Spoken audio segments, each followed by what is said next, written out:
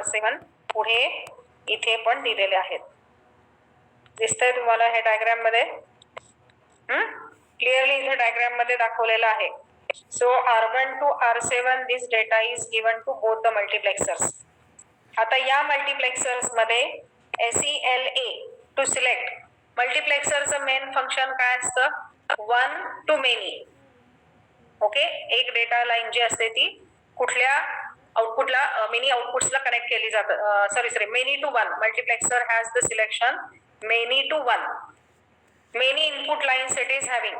म्हणजे इथं समजा 7 डेटा लाईन्स त्याच्याकडे आहेत. इथे पण 7 डेटा लाईन्स आहेत दुसऱ्या मल्टीप्लेक्सरकडे. त्याच्यापैकी एक कुठली तरी आउटपुटला सिलेक्ट केली जाणार मल्टीप्लेक्सरच्या आउटपुटला. तर ए मल्टीप्लेक्सरच्या साठी बघा, सिलेक्ट ए वरून ए बस वरती डेटा इथं मिळेल आणि दुसरा जो मल्टीप्लेक्सर आहे त्याच्यामधल्या SELB इथे दिलेले आहे. त्या सिलेक्ट लाईन्स वरून बी बस वरती डेटा मिळेल. ए बस आणि बी बस असे इथं 2 बसेस आहेत. त्याच्यासाठी सिलेक्ट इनपुट्स SELA आणि SELB आहेत. 3 इथं सिलेक्ट लाईन्स वापरलेले आहेत बिकॉज 1 च्या जवळचा म्हणजे 8, त्यामुळे 2⁻3 8. इक्वेशन लक्षात आहे का तुमच्या? n = 2⁻m मल्टीप्लेक्सरचं इक्वेशन होतं बघा. n = 2⁻m. What is n?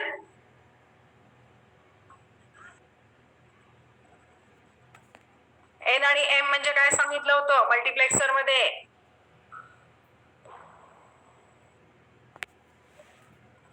Multiplexer विसरलात का?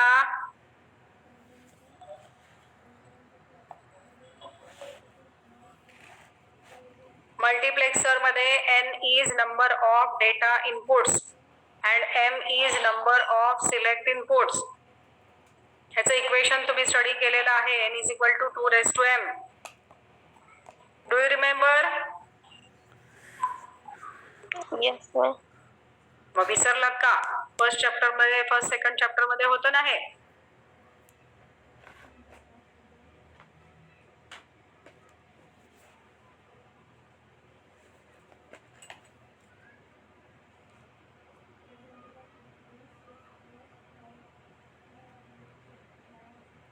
Multiplexer gives you one output from many inputs, many to one. Multiplexerचं वर्किंग काय? Many inputs पैकी one will be selected at the output. It is the data selector. So depending on number of lines, we have the select inputs. So for that one equation you have studied, n = 2⁻m. Yes, do you remember? So what is n in this equation? Data input. Number of data inputs. Yes, very correct. And what is m? बरोबर. Number of select lines are there. आता याच्यामध्ये how many data inputs are there for each multiplexer? मोजून बघा तिथे. एका मल्टीप्लेक्सरला किती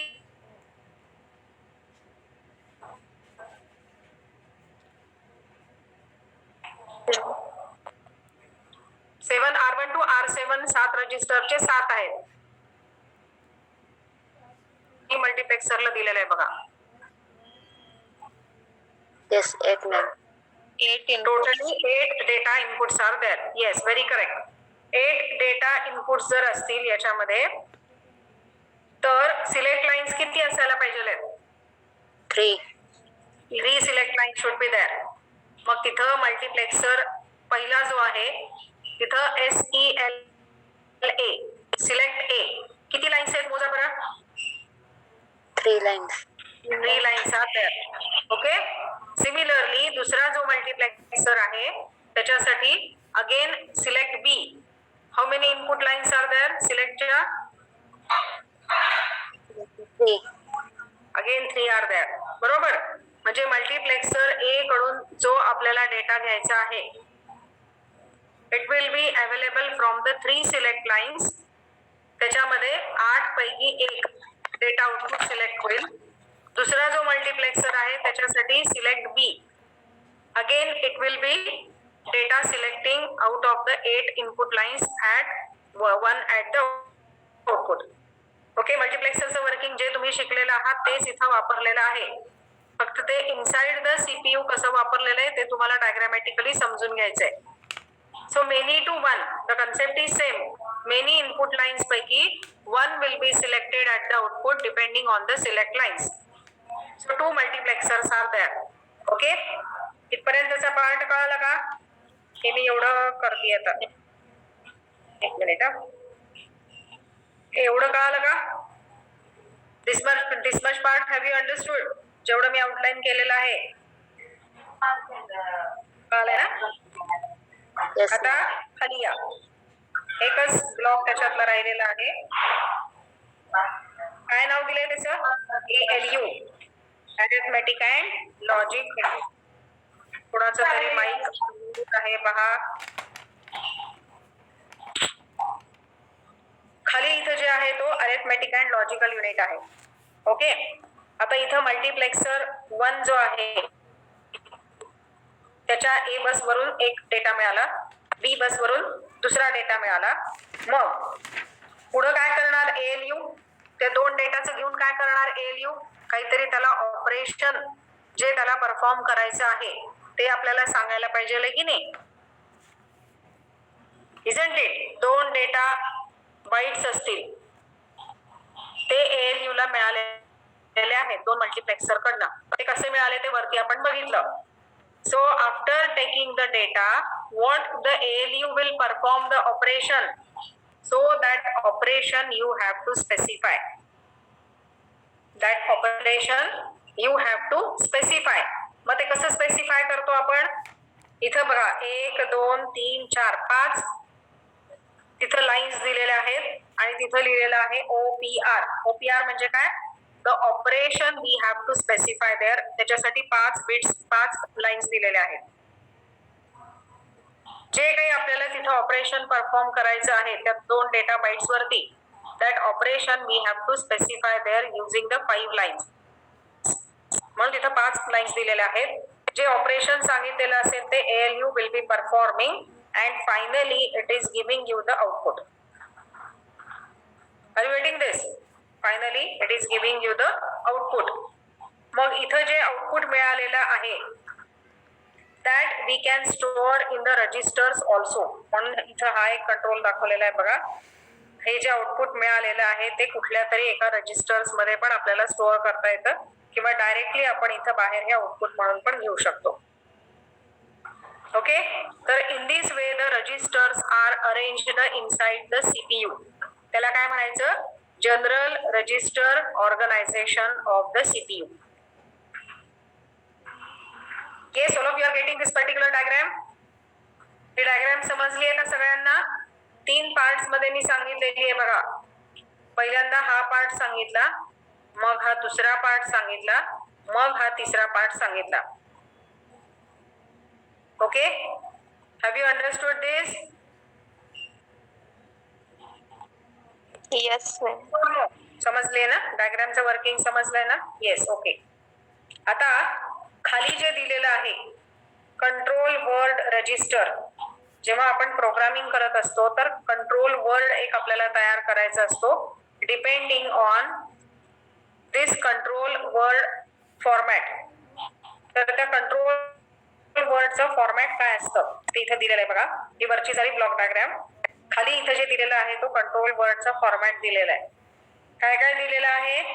SELA साठी 3 bits, SELB साठी 3 बिट्स, SELD साठी 3 बिट्स आणि OPR साठी 5 बिट्स. So totally how many bits control word format is there? 14 bit. 3 3s are 9 plus 5 म्हणजे 14 बिट्स हे कंट्रोल वर्डचं फॉर्मॅट असतं. त्याच्यामध्ये तुम्ही जे काही बिट्स देता त्याप्रमाणे ऑपरेशन परफॉर्म केलं जात असतं आणि सिलेक्ट लाईन्स त्याप्रमाणे वर्क होत असतात. ओके, सो दॅट इज ते जे टेबल्स दिलेले आहेत SELA, SELB, SELD आणि OPR त्याच्यासाठी जे टेबल्स दिलेले आहेत those are given on the next page. Okay, so will go to that page आणि त्याच्यावरून तुम्हाला तिथला तो कंट्रोल वर्ड हा तयार करायचा असतो. Okay, so weight a minute. हे फॉर्मॅट लक्षात ठेवा. SELA, SELB, SELD आणि OPR हे कंट्रोल वर्डचं फॉर्मॅट आहे. याप्रमाणे आपल्याला कंट्रोल वर्ड हा प्रोग्रामिंग साठी तयार करायचा असतो. एकच मिनिट, मी दुसऱ्या पेज वरची डायग्राम शेअर करतेय.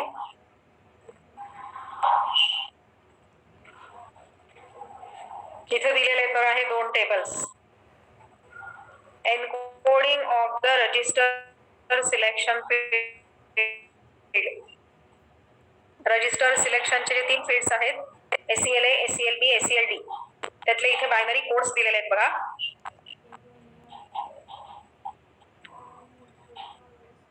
बघा याच्यावरून तुम्हाला काय लक्षात येते? बायनरी कोड 000 जर असेल तर SELA आणि SELB directly they are taking the input. Input तिथं लाईन जी दाखवलेली आहे. SELD साठी काही केलं जात नाही.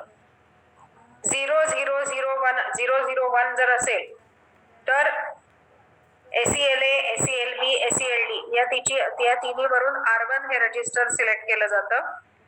010 साठी R2 register will be selected. 011 साठी R3 रजिस्टर, 100 साठी R4 रजिस्टर, 101 साठी R5 रजिस्टर, 110 साठी R6 रजिस्टर आणि 111 साठी R7. These registers are selected. Okay, त्याच्यासाठी हा टेबल दिलेला आहे एन्कोडिंग करण्यासाठी. पहिला टेबल समजलाय का सगळ्यांना? Suppose for example I want to take data from R5 register. So how should be the select lines? Tell me now.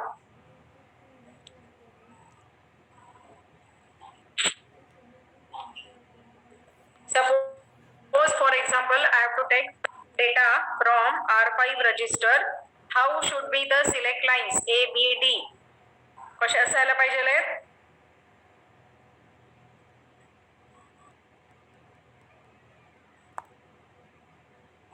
Are you getting my question? R5 register हे कधी select होणार? जेव्हा select lines ह्या 101 असतील.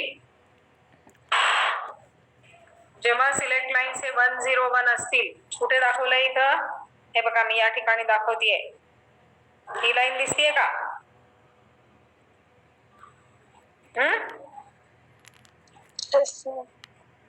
Yes, ma'am. Are you getting? 101 जर select lines असतील तर R5 register will be selected. म्हणजे फर्स्ट डेटा, सेकंड डेटा हे R5 मधून घेतले जाणार.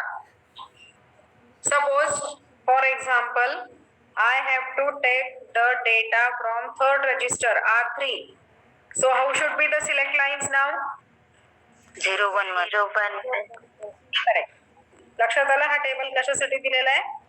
रजिस्टरचं जे सिलेक्शन आहे ते ह्या 3 फील्ड्स वरती अवलंबून आहे. तुम्ही वेगवेगळे रजिस्टर पण वेगवेगळे सिलेक्ट करू शकता. समजा मी तुम्हाला सांगितलं मला एक डेटा रजिस्टर 6 मधनं घ्यायचा आहे. A बस वरचा डेटा मला रजिस्टर 6 मधनं घ्यायचा आहे आणि B बस वर मधनं घ्यायचा आहे. A बस वरचा डेटा मला 6व्या रजिस्टर R6 मधनं घ्यायचा आहे आणि B बस वरचा डेटा जो आहे तो R2 मधनं घ्यायचा आहे. So how should be the select lines now? 110 for R0 is 010 and R2 101. Yes 010 साठी बरोबर. हे लक्षात आलं का टेबल कसा वापरायचा आहे तो? जे रजिस्टर सिलेक्ट करायचं असेल ना त्या सिलेक्ट लाईन्स हे बायनरी कोड प्रमाणे वर्क होतात. लक्षात आलं?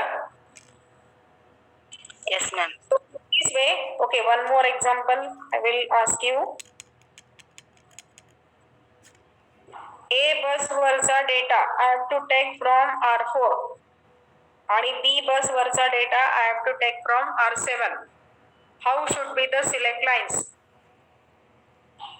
R4 साठी 100 for R4 and 1111 for R7. Yes, very correct. बरोबर, जसं सिलेक्ट लाईन्स दिलेले असतात त्याच्याप्रमाणे ते रजिस्टर सिलेक्ट होतं. Okay, and you have to get the A bus data आणि बी बस डेटा. तो जातो कुठे? ALU ला जातो. ओके, डी चं काय होतं? त्याच्यावरून तुम्हाला तो डिकोडर दिलेला आहे बा, 3x8 डिकोडर दिलेला आहे त्या मागच्या डायग्राम मध्ये. त्याच्यावरून परत रजिस्टर सिलेक्शन होतं.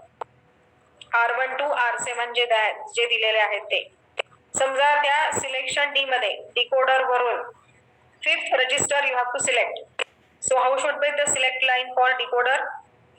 101. 101. R5 साठी